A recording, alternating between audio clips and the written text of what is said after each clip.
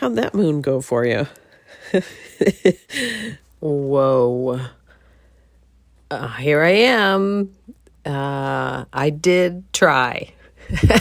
And I will let you hear some of my attempts.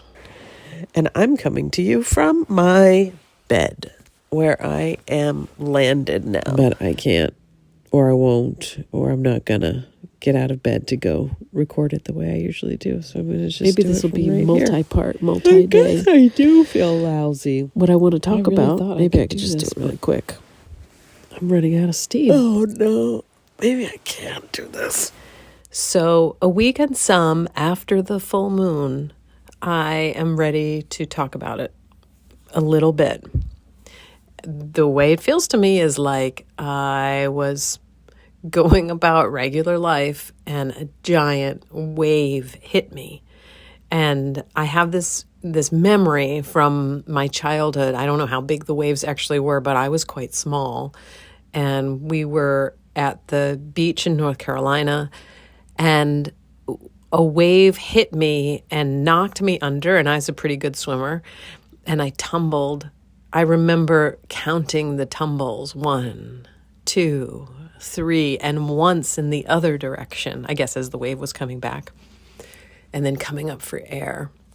And then looking, and there's another wave coming at me. And so it was just this struggle to find myself inside of the onslaught of the waves. That's what this moon felt like. You know, I took a quick trip to New York City, came back, was prepared to do this full moon and see like, well, what is this about? I've got one idea of what needs to be talked about here. And then I was gone. And I found out that I had COVID.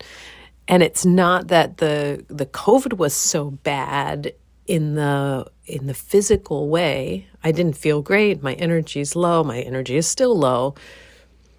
But it was that I couldn't find the feat in me of the desire to do anything. I know I felt bad, and that's just what happens. But today is the first day that I could find even I want to do this. I have desire around, anything. It's a very uncomfortable place to be kind of looking around and overwhelmed by my life, what I've created, what I've accumulated, thoughts, ideas, beliefs, right? There's a lot of accumulation, not just material things. And looking around and thinking, this is it. This is it.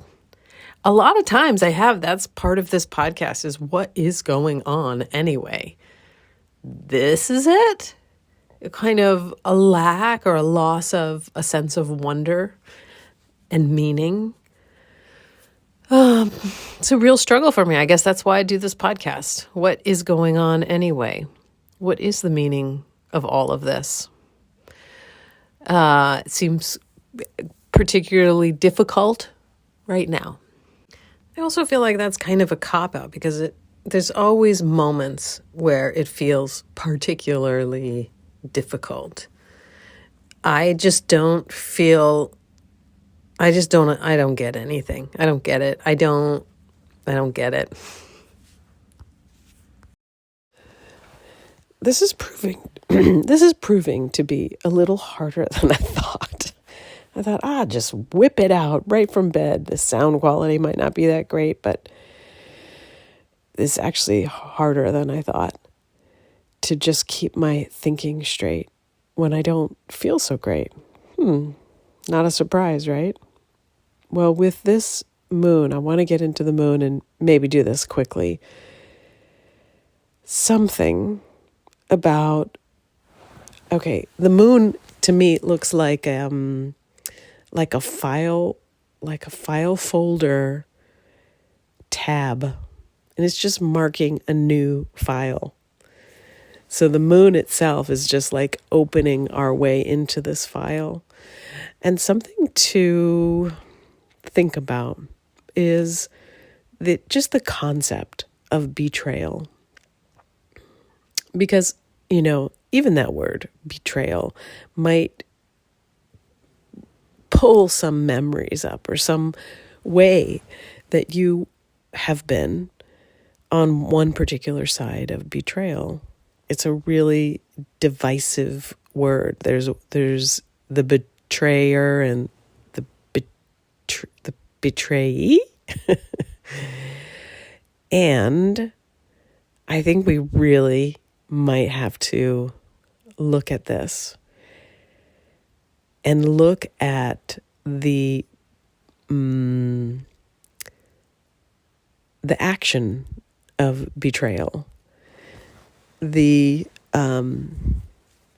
way that it acts in a way that no other,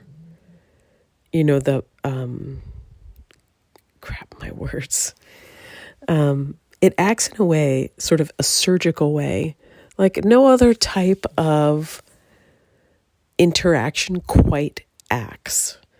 Because we are such social creatures, we are not attempting to betray each other. But sometimes this happens. And when it does happen, there is a kind of rupture in that relationship, of course. And the person who has been betrayed is freed to see the world differently and see every interaction differently. And I'm not trying to say this is a great thing. I'm just saying this is the opportunity to see things differently is inside of what we consider to be betrayal. And it is such a funny thing because it indicates a power structure, a power dynamic. There really isn't betrayal when there's not an upset in the power dynamic, I think. I'm trying to run that through my system and see, but just try to think about it for a second. Isn't betrayal, doesn't it have some kind of power dynamic inside of it? Maybe not. I think about those reality shows, which I unfortunately really do enjoy watching. And they call it blindsiding, being blindsided. So if you think about like a Survivor episode, and there'll be all these people that share a secret and they don't tell a minority in order to have something happen for them, this blindsiding, this kind of betrayal. Okay, so that's one way we think about betrayal. Remember, I was telling you about my foster kitty situation and how I met another foster kitty mom, and we shared our sadness and our grief. Well, we had another conversation. We had a phone call more recently talking about how we were doing now. And both of our kitties got placements, and we were able to just see pictures of our foster kitties going to new homes. And I was actually able to see a picture of the new home because the foster mom sort of reached out through Facebook and showed me how great they are. And they're really happy, and I'm really happy about this. It was like a happy ending. But what we talked about was this feeling of having both experienced betrayal in our lives. How could we possibly betray these kittens and send them off into the world to this unknown space? And so we were both having that feeling, that horrible feeling of being the betrayer, especially after both of us having acute experiences of what we felt were betrayals in our lives. And it was just very interesting and unique to be on the other side of it, be on the whole, see it from every which way, and realize that for betrayal to happen, there is a belief system in place around one particular scenario, one particular way things are supposed to go. So the betrayal of my kittens meant that their best life was here with me.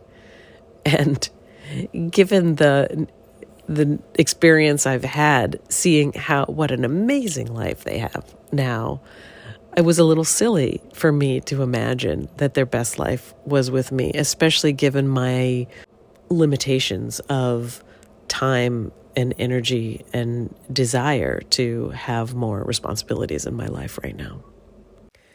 And if we are experiencing betrayal in a bigger sense, in a sense like I thought that the government was supposed to provide and help with social services, and this is not happening, I thought that the U.S. military was not meant to be used against the U.S. population.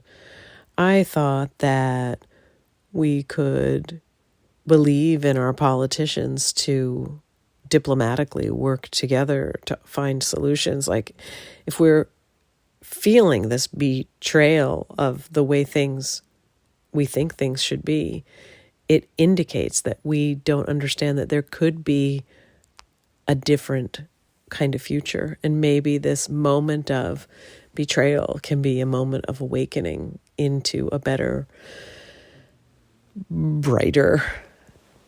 Here's the optimist, right? I'm sick in bed and I'm still optimistic.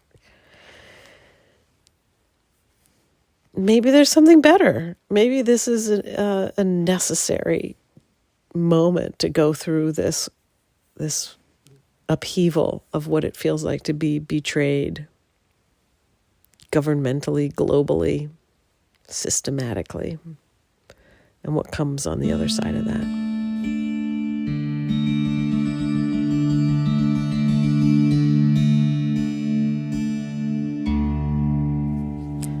Hello and welcome. I'm your host, Ann Headley, and this is my podcast, What is Going On Anyway?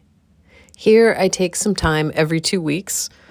This is the first time I've been so delayed. I didn't even know if I was going to pull this one out, but here we are, a week late. I take some time every 2 weeks usually to check in on the moon. And I share what's coming up for me as an intuitive. I use my imagination and intuition to tell a story by surfing the present moment and sharing it.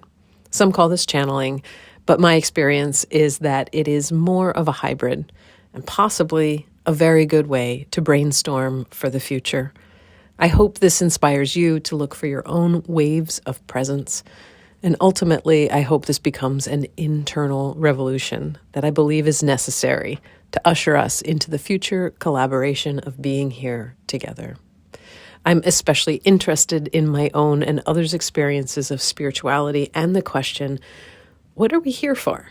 And what is the meaning of life? That sounds very hopeful compared to how I'm honestly feeling. I have been I just described to my friend that I feel like I'm in an internal spider web, that every direction I go is stickier, and I reach in one direction to try to find some, like a handhold or a foothold, and I'm just covered with sticky goo. And I'm looking for some handholds or footholds of what now?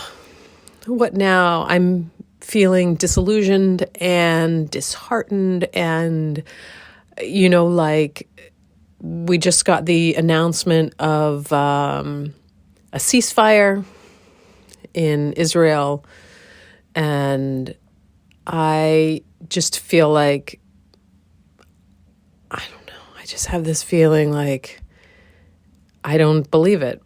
Like I know it's useful for now for something, but it doesn't feel like enough. It doesn't feel like it addresses the issue. And I honestly don't trust that Israel isn't just going to keep using, just keep bombing. That's what it feels like. I don't know anything. Of course, I don't know anything. We've got this weird thing going on in Maine where we have this incredible candidate that people really like for the Senate race coming up next year. And then we found out that our governor is going to run for that race too, which seems wrong and doesn't make any sense. And so then, the question is like, who thinks that's a good idea? And it makes me just want to turn away. I probably won't turn away from that, but it sure would be nice to have some sweetness in the land of political action. And that's not just, I just know that's not quite how it goes.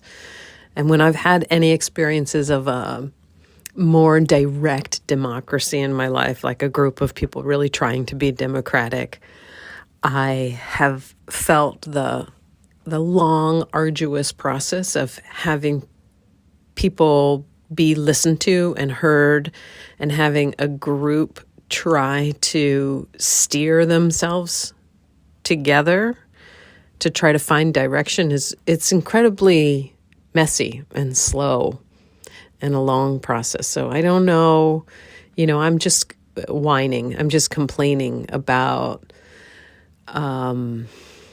something that anybody who's been paying attention has understood about politics forever. So we've got this word betrayal, and what betrayal requires when we're going to look at stories of betrayal, because betrayal happens inside of a narrative. It is a subjective thing. So one person somebody can feel betrayed, and another person can look at that and not feel or think that the same thing is happening. And so with betrayal, we've got a story, and with stories, we've got storytellers. And that seems to be important right now. What is the story that you're telling yourself? And this is what is really exhausting for me right now, is that I'm telling myself stories about myself that, whether they're true or not true, it doesn't really matter. But the stories don't feel good. They're stories about a lack of success, stories about how I haven't done what I set out to do, and that I've wasted my own and others' time and resources, and that maybe I had hope, but now we can see how everything is not working out. So those are my stories. The stories about that I'm somehow have over accumulated things, and that I have created a difficult arrangement for myself by being over responsible and accumulating material goods that I can know. Like, I will gather things that I think I'll use for an art project, say, that are quite inspiring to me. But then, however many years later, I still have not created that project, and I don't know if I want to anymore. Those are the sort of things that really crawl under my skin. And I wish I had a little more oomph to go through and have discernment about those things and let some of the things go, and or go ahead and just fulfill those projects and let me see if they have any oomph still in there for me. And I can sit here.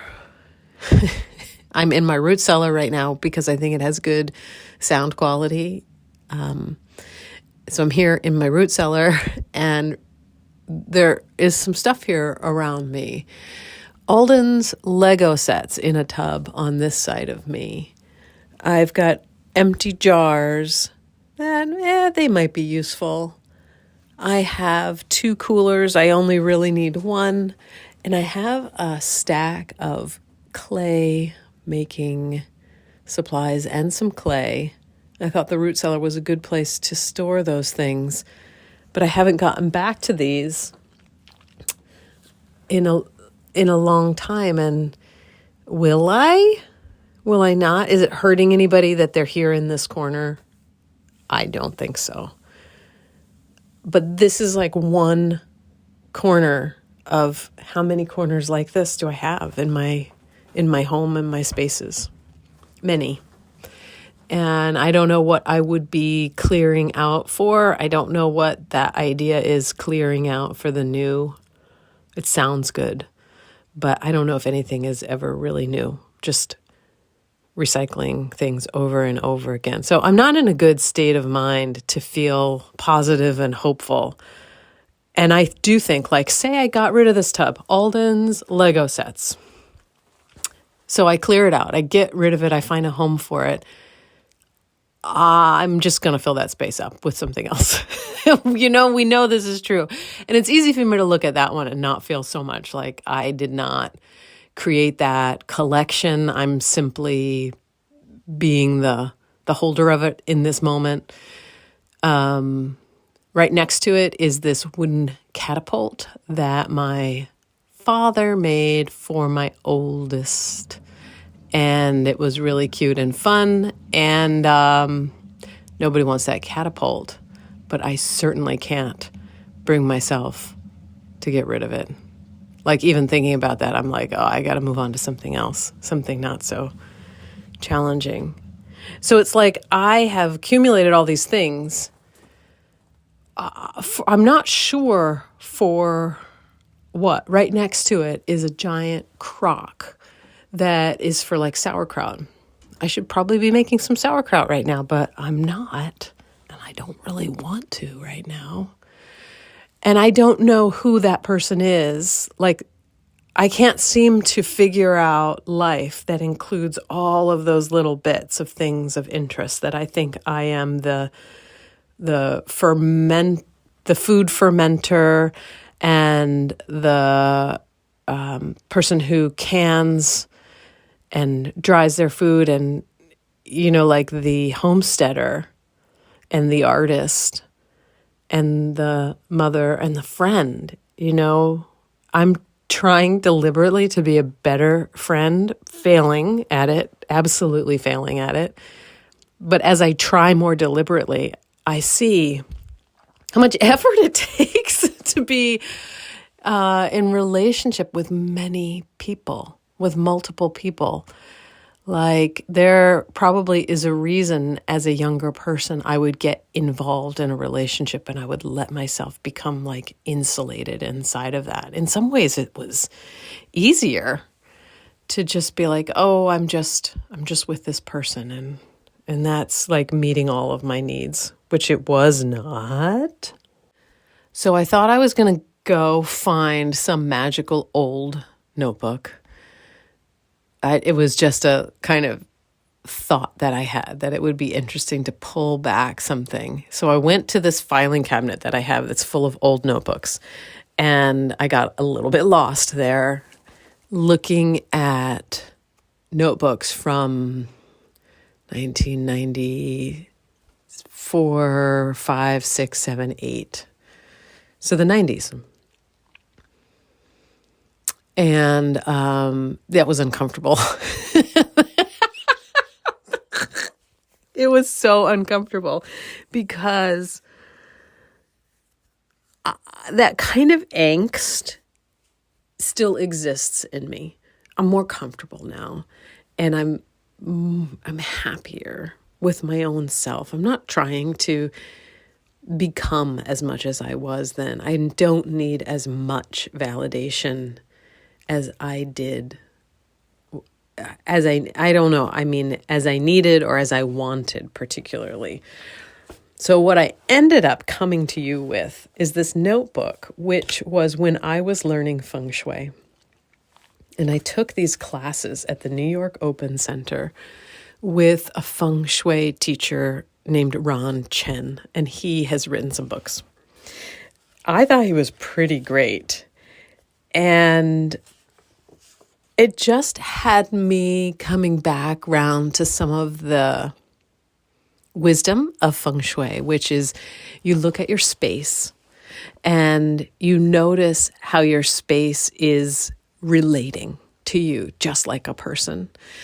And that there are certain things that you can do and ways that you can relate to your space that are helpful rather than harmful.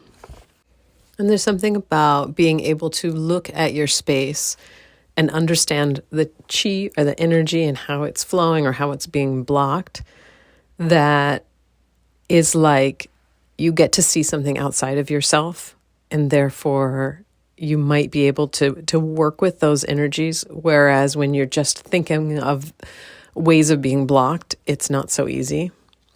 Oh gosh, this is funny because I was just describing all the ways that I was feeling blocked, stuck, stagnant, and now I hadn't been thinking of those in terms of feng shui, unfortunately. Now I can see well, I could go up into my space and look at the ways that the actual pathways are being blocked and see what could possibly happen if I moved those, if I just moved some things and let some chi flow.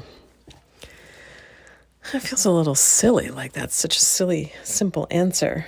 One of the little notes in my notebook says, you cannot have perfect feng shui even if you start from the beginning. The weather changes, the earth changes, people's bodies change. I always liked that you could layer areas of the home in relation to the road or the street traffic is laid out one way, and then each room is laid out according to the way that you enter each room, and that there would be the relationship corner of the house could be maybe, where your bedroom is, but in the bedroom itself, that has its own relationship corner. And I always liked that kind of mapping and knowing that if I wanted to have, good, healthy relationships with my friends, that I could put a special symbol or a crystal, or I could dust the energy of that space in order to focus on that, in order to enliven that area of my life. And that just felt really hopeful. It still feels really hopeful to me. In fact, I think I will go upstairs, and I specifically can think of the hallway into my bedroom is really cluttered, and I need to open it up, and that might feel amazing to me. Darn it! I didn't think I was going to come here and solve that problem for myself. And partly I want to talk about feng shui because recently I had a conversation with my dear old friend Jake, and he reminded me that we knew each other during this time when I was studying feng shui, and I really thought I was going to solve problems. I was using it like medicine. And he was living in this apartment looking for a job in New York City. And I guess I was over visiting his apartment and said to him, if you want to get a job, you're going to need to move your bed or something like that. And that he moved the bed and the next morning got a job offer, and we just laughed and laughed because that is exactly how I wished that feng shui would work. And then in that case, it did. And that is, really satisfying. I think back on it, and I was really, I really wanted it. I wanted to use this magic in my life, and I did. And I freely shared it with many people. I remember one woman had me come to her apartment, and she knew that I was just a student, but she still had me do an evaluation of the space. And it was fun to be taken seriously in that way. So Ron Chen, thank you out there in the world for for teaching me all those years ago. It has stuck. Okay, I'm trying to edit in the old stuff with the new stuff. I don't know how that's going to go, but at any rate, we've come to the place where we need to find out, what does the I Ching have for us in this moment now? This funky full moon is way past. We've got just another week left until the new moon. And I Ching, what would you have us know about this moment now, and what would benefit for us to consider? We get an unchanging. We get Hexagram 45, gathering. What is asked of you? What are you investing in? I think that's a hard question. What is asked of you? And that I had this question for the past week. What is asked of you? Feeling terrible? Definitely getting a pass because I had COVID. But I still had that big driving question. What's being asked of me? And do I have anything to offer? And feeling very much like I was coming up empty with those questions. It was painful. What are you investing in? What are you investing in? What is asked of you?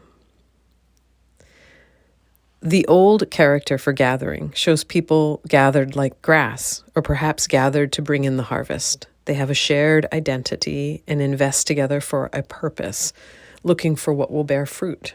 Sometimes this is an external gathering, sometimes an internal one, collecting yourself and integrating your many roles and strengths, getting yourself together.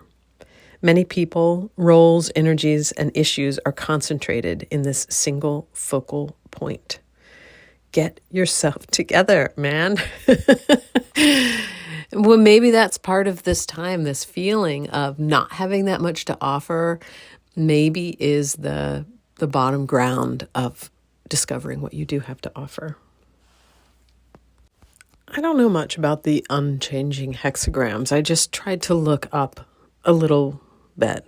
And what I got in a forum that was talking about it is that to remember that this gathering together, especially when there's an unchanging line, often isn't an actual physical gathering. So I'm wondering for myself if I might reach out in a non-physical way to other folks who have been struggling like I have with this sense of, what do I do now? What direction do I go in?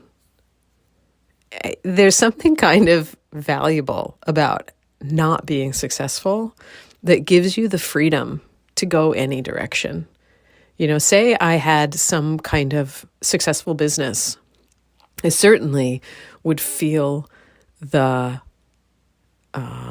grips of needing to continue that, whether I was really drawn to continuing that or not. So there's some little bits of freedom inside of this time for me that feels really uncomfortable.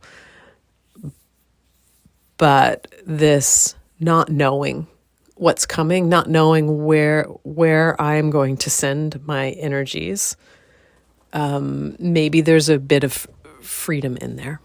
And I do think right now is a time to try to find some kind of buoyancy inside of this unknown.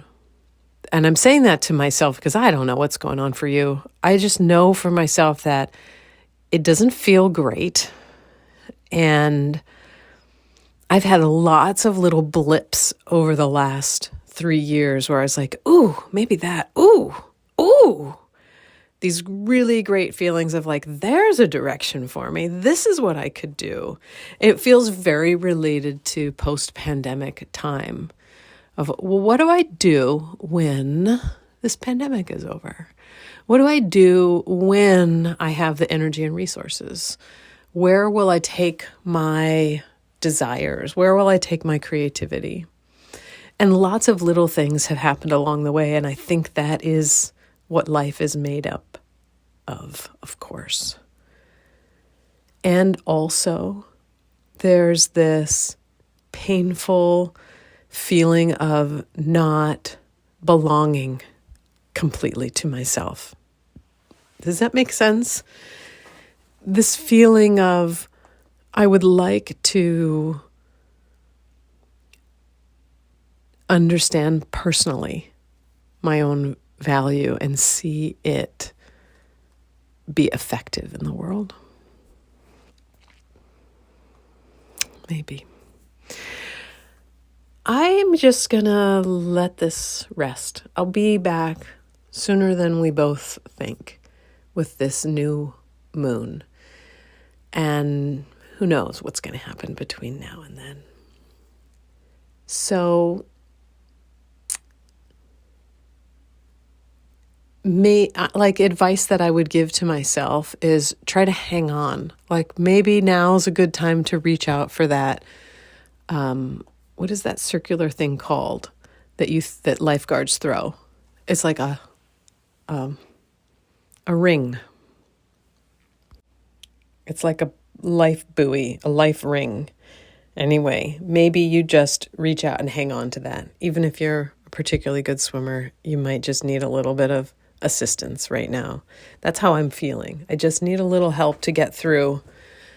Honestly, physically, I want to feel better. I still have a really low energy. Like I get these bursts and then I have to lay down and then I need to sleep. And thankfully, I've been sleeping well. All right, I guess that's it. May you be well, and may you know peace. And may all beings everywhere, whether known to me and known to you or not, may they be well, and may they know peace. You can always reach out to me at my website, www.annhedley.com, ANNHEDLY. Bye for now.